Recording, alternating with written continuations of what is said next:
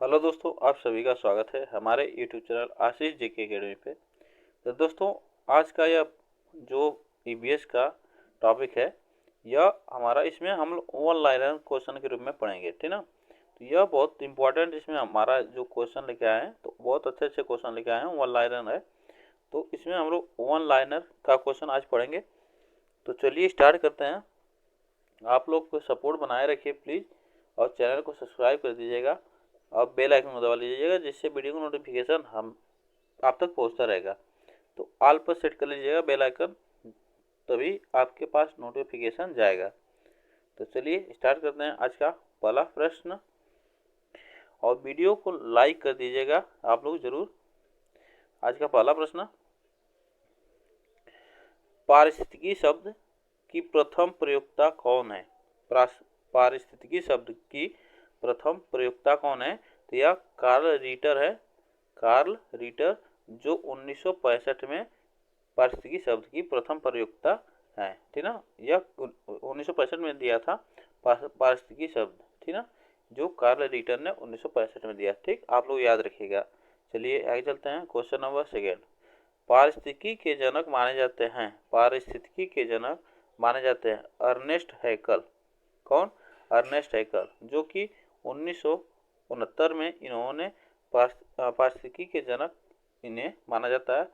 तो आप लोग इसको याद रखिएगा, अर्नेस्ट हैकल 1969 में यह किया था पारिस्थितिकी के, ठीक ना। भारतीय पारिस्थितिकी के जनक कौन है? भारतीय पारिस्थितिकी के जनक कौन है? तो आप लोग बताएंगे प्रोफेसर रामदेव मिश्र, ठीक ना। भारतीय पारिस्थितिकी के जनक प्रोफेसर रामदेव मिश्रा है। तो आप लोग यह याद रखिएगा। चलिए आगे चलते हैं। पृथ्वी का सबसे छोटा परितंत्र, जो पृथ्वी का सबसे छोटा परितंत्र क्या होता है तो वह है जो जल की बूंद होती है, नैनो परितंत्र में आती है, ठीक है। नैनो परितंत्र पृथ्वी का सबसे छोटा परितंत्र है। आप लोग उसको याद रखिएगा, जल की बूंद। ठीक, चलिए, चींटी को किस क्रम में रखा गया है? चींटी को किस क्रम में रखा गया है? तो चींटी को उपभोक्ता तथा अपघटक दोनों में रखा गया है, ठीक ना। चींटी को उपभोक्ता तथा अपघटक दोनों में रखा गया है। कौवा, चील, बाज आदि को कहा जाता है, कौवा, चील, बाज आदि को कहा जाता है। तो यह पारिस्थितिकी के मेहतर है, प्रकृति के मेहतर है।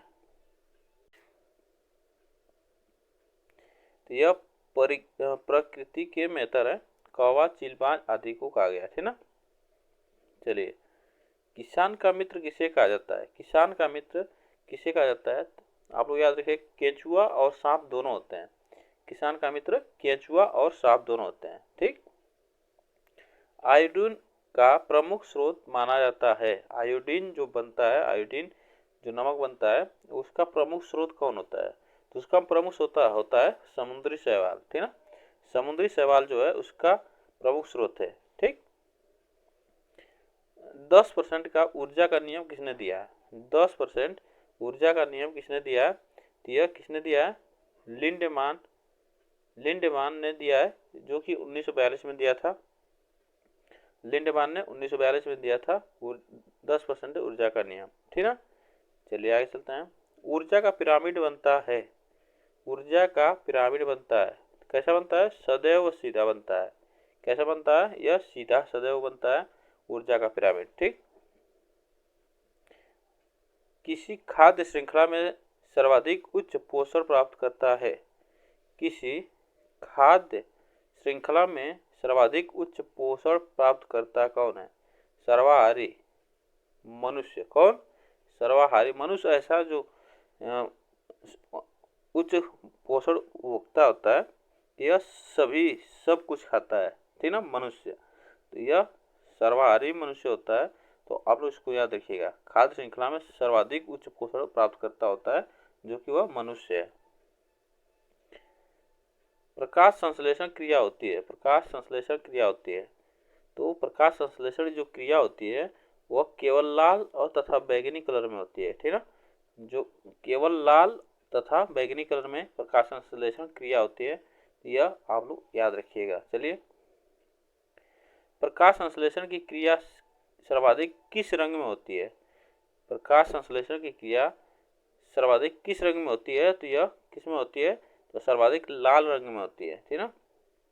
प्रकाश संश्लेषण क्रिया सर्वाधिक लाल रंग में होती है, आप लोग याद रखिएगा। चलिए आगे चलते हैं। और प्रकाश संश्लेषण की क्रिया न्यूनतम किस रंग में होती है, ये भी जान लीजिए। तो यह बैंगनी कलर में होती है, न्यूनतम बैंगनी कलर में होती है प्रकाश संश्लेषण की क्रिया, ठीक ना। चलिए आगे चलते हैं। प्रकाश संश्लेषण की क्रिया सर्वाधिक किस ताप पर होती है? पूछ रहा है प्रकाश संश्लेषण की क्रिया सर्वाधिक किस ताप पर होती है, ये भी आपको जानना है। तो प्रकाश संश्लेषण की क्रिया सर्वाधिक किस ताप पर होती है? तो यह होती है सर्वाधिक 30 डिग्री सेंटीग्रेड से 35 डिग्री सेंटीग्रेड ताप पर, ठीक ना। जो 30 डिग्री सेंटीग्रेड से 35 डिग्री सेंटीग्रेड तापमान होता है उस पर होती है, ठीक ना। आप लोग इसको याद रखिएगा। पौधे में भोजन का अधिग्रहण किसके द्वारा होता है? पौधे में जो पौधे होते हैं उसका भोजन का अधिग्रहण वह किसके द्वारा करते हैं? तो वह करते हैं सब फ्लोएम के द्वारा। जो पौधे होता है वह उसका भोजन अधिग्रहण के द्वारा होता है, फ्लोएम के द्वारा होता है, ठीक ना। पौधे का सबसे आकर्षक भाग क्या होता है? पौधे का सबसे आकर्षक भाग होता है उसका पुष्प, ठीक ना। जो फूल लगता है वह सबसे आकर्षक भाग होता है, ठीक। पौधे में जल तथा खनिज का अधिग्रहण किसके द्वारा होता है? पौधे में जल तथा खनिज का अधिग्रहण किसके द्वारा होता है? तो पौधे में जल तथा खनिज का अधिग्रहण जाइलम के द्वारा होता है। तो पौधे में जल तथा खनिज का अधिग्रहण जाइलम के द्वारा होता है, आप लोग इसको याद रखिएगा।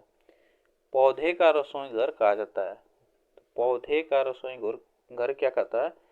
तो यह उसका जो एक पत्ती नहीं होगा उसकी पत्ती होगी, ठीक ना। क्या होगी? पत्ती होगी, ठीक ना। पौधे की जो पत्ती होती है वो उसका रसोई घर होता है पौधे का, ठीक। लौंग प्राप्त किया जाता है, लौंग प्राप्त किया जाता है। तो लौंग प्राप्त किया जाता है उसके कली से, ठीक ना। जो पुष्प जो निकलते हैं उसकी कली निकलती है, वो उसके जो होते हैं लौंग उससे प्राप्त किया जाता है, ठीक ना। लौंग का जो पौधा होता है। पत्तियों का रंग पीला किसके कारण होता है? पत्तियों का रंग पीला किसके कारण होता है? पत्तियों का रंग पीला किसके कारण होता है? कैरोटीन के कारण होता है, आप लोग इसको याद रखें। कैरोटीन के कारण जो होता है पत्तियों का पौधों का जो पत्ती होती है यह पीला होते हैं, ठीक ना। केसर भारत में कहाँ पाया जाता है? केसर भारत में कहाँ पाया जाता है? यह जम्मू कश्मीर में पाया जाता है। कहाँ पे? जम्मू कश्मीर में पाया जाता है। जो कि केसर बहुत महंगा बिकता है, ठीक है। केसर बहुत महंगा बिकता है, बहुत काम में भी आता है। पर्यावरण का शत्रु वृक्ष किसे कहा जाता है? पर्यावरण का शत्रु वृक्ष किसे कहा जाता है? तो यह पर्यावरण का शत्रु वृक्ष यूकेलिप्टस को कहा जाता है, जो सफेदा होता है, ठीक ना। सफेदा जो होता है वह पर्यावरण का शत्रु वृक्ष होता है। बंगाल का आतंक कहा जाता है, बंगाल का आतंक कहा जाता है। तो यह बंगाल का आतंक जो जलकुंभी होती है, यह जल का आतंक वहाँ पे उसको आतंक कहा जाता है बंगाल में। इसको अच्छा जो जलकुंभी लगती है इसके लिए वहाँ पे उसको डाला गया, लेकिन यह बहुत तेजी से फैलती है और जल के ऑक्सीजन को यह ग्रहण कर लेती है सभी, तो उसमें जो जीव जंतु होते हैं उसको नुकसान होते हैं, ठीक ना। तो इसे बंगाल का आतंक कहा जाता है, ठीक ना। बहुत तेजी से फैलता है। ऊर्जा का प्रमुख स्रोत है, ऊर्जा का प्रमुख स्रोत सूर्य होता है, आप लोग इसको याद रखिएगा। जीवों के द्वारा नामकरण पद्धति के जनक कौन है? जीवों के जीवों के द्वि नामकरण पद्धति के जनक पूछ रहा है। जीवों के द्वि, इस तरह लिखा जाएगा, द्वि नामकरण पद्धति के जनक कौन है? लिनियस। कौन है? लिनियस। जीवों के द्वि नामकरण पद्धति के जनक लिनियस हैं। पारिस्थितिकी तंत्र का संरक्षण क्या कहलाता है? पारिस्थितिकी तंत्र का संरक्षण क्या कहलाता है? तो पारिस्थितिकी तंत्र का संरक्षण अपस्थानीय संरक्षण कहलाता है। क्या कहलाता है? अपस्थानीय संरक्षण कहलाता है। पारिस्थितिकी तंत्र का संरक्षण अपस्थानीय संरक्षण कहलाता है। स्व पारिस्थितिकी में किसका अध्ययन करते हैं? स्व पारिस्थितिकी में किसका अध्ययन करते हैं? तो स्व पारिस्थितिकी में किसका अध्ययन करते हैं? जीवों की इकाई का अध्ययन करते हैं। वह क्या करते हैं? उसकी जीवों की इकाई का अध्ययन करते हैं। ठीक है, स्व पारिस्थितिकी में किसका अध्ययन करते हैं? जीवों की इकाई का। ठीक, विश्व वन्यजीव कोष द्वारा प्रतीक के रूप में किस पशु को लिया गया? विश्व वन्यजीव कोष द्वारा प्रतीक के रूप में किस पशु को लिया गया? तो यह पांडा को लिया गया। ठीक ना, किस कलर का? लाल पांडा। ठीक ना, विश्व वन्यजीव कोष द्वारा यह प्रतीक चिन्ह है लाल पांडा। ठीक ना, चलिए, जल प्रदूषण नियंत्रण अधिनियम कब बना? जल प्रदूषण नियंत्रण अधिनियम कब बना? तो जल प्रदूषण नियंत्रण अधिनियम बना जो 1974 में बना था। कब बना था? 1974 में बना था। आप लोग इसको याद रखिएगा। नोकरेक राष्ट्रीय उद्यान कहाँ पर स्थित है? नोकरेक राष्ट्रीय उद्यान कहाँ पर स्थित है? तो यह नोकरेक राष्ट्रीय उद्यान यह मेघालय में स्थित है। नोकरेक राष्ट्रीय उद्यान मेघालय पर स्थित है, मेघालय में स्थित है। आप लोग इसको याद रखिएगा। अगस्त्यामलाई जैव मंडल आरक्षित क्षेत्र किस राज्य में है?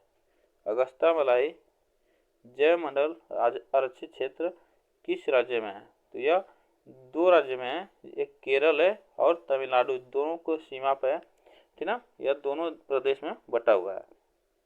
अगस्त्यामलाई जैव मंडल आरक्षित क्षेत्र। ठीक ना, चलिए आगे चलते हैं। शीतकाल में कहाँ पर साइबेरियन पाए जाते हैं? दिखाई देते हैं। शीतकाल में कहाँ पे साइबेरियन दिखाई देते हैं? तो यह कहाँ पे? घाना पक्षी विहार। ठीक ना, शीतकाल में यहाँ पे जो घाना पक्षी विहार है, यहाँ पे शीतकालीन में साइबेरियन सारस दिखाई देता है। चलिए आगे चलते हैं। क्वेश्चन नंबर 34 है, विश्व मरुस्थलीय रोकथाम दिवस कब मनाया जाता है?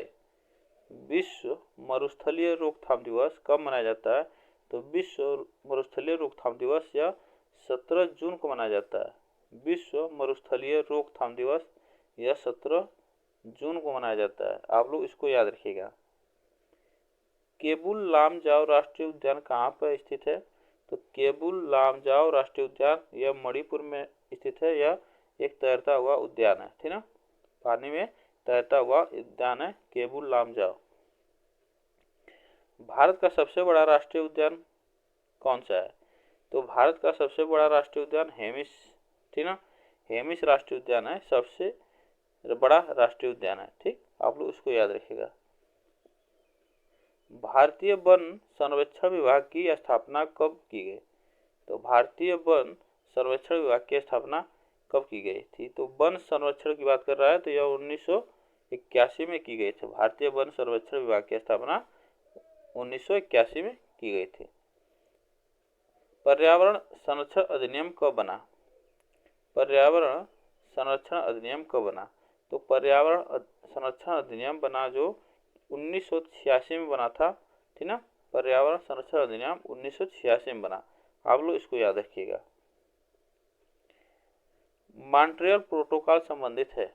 मॉन्ट्रियल प्रोटोकॉल संबंधित है, यह संबंधित है किससे? तो यह ओजोन परत संरक्षण से संबंधित है। ठीक है, 16 सितंबर को ओजोन दिवस मनाया जाता है। 16 सितंबर को ओजोन दिवस मनाया जाता है। मॉन्ट्रियल प्रोटोकॉल ओजोन परत से संबंधित है। दुधवा राष्ट्रीय उद्यान उत्तर प्रदेश के किस जिले में स्थित है? तो दुधवा राष्ट्रीय उद्यान उत्तर प्रदेश के किस जिले में? इसमें देखिए दो क्वेश्चन बन गया। आपसे ये भी पूछ सकता है कि दुधवा राष्ट्रीय उद्यान कहाँ है, किस राज्य में? तो आप बता सकते हैं कि उत्तर प्रदेश में है। ठीक ना, तो यह और किस जिले में है उत्तर प्रदेश के? तो लखीमपुर। आप लोग इसको याद रखिएगा। दुधवा राष्ट्रीय उद्यान लखीमपुर में स्थित है उत्तर प्रदेश के। पेरियार राष्ट्रीय उद्यान किस राज्य में स्थित है? पेरियार राष्ट्रीय उद्यान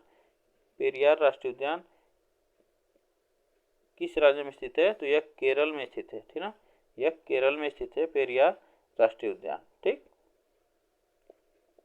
प्रथम विश्व पर्यावरण दिवस कब मनाया? प्रथम विश्व पर्यावरण दिवस कब मनाया गया? तो प्रथम विश्व पर्यावरण दिवस मनाया गया था 1973 में, 5 जून 1973 में मनाया गया था प्रथम विश्व पर्यावरण दिवस। ठीक, चलिए आगे चलते हैं। सुंदरबन में कौन से वृक्ष सर्वाधिक पाए जाते हैं? सुंदरबन में कौन से वृक्ष सर्वाधिक पाए जाते हैं? तो सुंदरबन में सबसे सर्वाधिक वृक्ष पाए जाते हैं सुंदरी वृक्ष जो होते हैं, एक प्रकार का वृक्ष होता है सुंदरी, तो वह वृक्ष जो पाया जाता है वह सुंदरबन में सर्वाधिक पाया जाता है। इबोला क्या है? इबोला क्या है? तो इबोला आप लोग एक याद रखिएगा, इबोला एक वायरस है, ठीक ना। इबोला क्या है? वायरस है, या इसको आप लोग इम्पोर्टेंट लिख लीजिएगा, ठीक ना, यह वायरस है। सारगैसो समुद्र का नाम किसके कारण पड़ा? सारगैसो समुद्र का नाम किसके कारण पड़ा? किसके कारण पड़ा? सारगैसो समुद्र का नाम यह शैवाल के कारण पड़ा। जो शैवाल थे उसमें बहुत ज़्यादा थे, उसके नाम पर समुद्र का नाम सारगैसो समुद्र का नाम पड़ा है। चलिए आगे चलते हैं। क्वेश्चन नंबर 46, राष्ट्रीय पर्यावरण अभियांत्रिकी अनुसंधान कहाँ पर स्थित है? राष्ट्रीय पर्यावरण अभियांत्रिकी अनुसंधान कहाँ पर स्थित है? तो राष्ट्रीय पर्यावरण अभियांत्रिकी अनुसंधान कहाँ पे स्थित है? यह नागपुर में स्थित है। कहाँ पे? नागपुर में स्थित है। आप लोग इसको याद रखिएगा, राष्ट्रीय पर्यावरण अभियांत्रिकी अनुसंधान नागपुर में स्थित है। पर्यावरण के प्रमुखता में कितने घटक होते हैं? प्रमुखता में पर्यावरण के प्रमुखता कितने घटक होते हैं पूछ रहा है। पर्यावरण के प्रमुखता कितने घटक होते हैं? तो आप लोग इसको याद रखिएगा, पर्यावरण के प्रमुखतः 3 घटक होते हैं। कौन कौन? एक भौतिक या अजैविक घटक जिसे कहा जाता है, एक होता है जैविक संघटक, और दूसरा का होता है ऊर्जा संघटक, ठीक ना, ऊर्जा संघटक। ये भी जो होते हैं, यह 3 होते हैं पर्यावरण के प्रमुखता में के घटक, ठीक ना, आप लोग इसको याद रखिएगा। आदि मानव की भौतिक पर्यावरण की कार्यात्मकता में भूमि किस प्रकार की थी? आदि मानव की भौतिक पर्यावरण की कार्यात्मकता में भूमि किस प्रकार की थी? तो यह पाता दाता था, ठीक ना, यहाँ पे पाता तथा दाता, रिसीवर कंट्रीब्यूटर के रूप में थी आदि मानव की भौतिक पर्यावरण की कार्यात्मकता में भूमिका, ठीक ना, पाता दाता थी, ठीक है। आप लोग इसको याद रखिएगा, क्वेश्चन आ सकता है। कौन सा मानव पर्यावरण का विध्वंसक माना जाता है?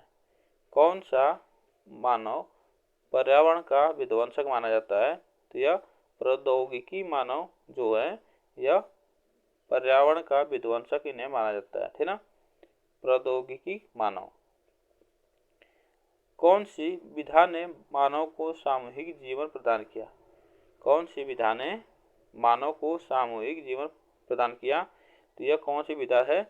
तो यह विधा जो है हमारी पशुपालन विधा, जो उन्हें मानव को समूह में जीवन प्रदान करने का विधा प्राप्त किया, ठीक ना, आप लोग इसको याद रखिएगा। तो दोस्तों टॉप हमारा यह 50 क्वेश्चन था, ठीक ना, टॉप 50 क्वेश्चन आप लोग इस वीडियो में देखें। और जो लोग नए जुड़ रहे हैं चैनल को जरूर सब्सक्राइब करें और बेल आइकन दबा लीजिएगा, जिससे वीडियो को नोटिफिकेशन आप तक पहुंचता रहेगा। तो दोस्तों आज के लिए बस इतना ही, और वीडियो को लाइक शेयर जरूर कर दीजिए।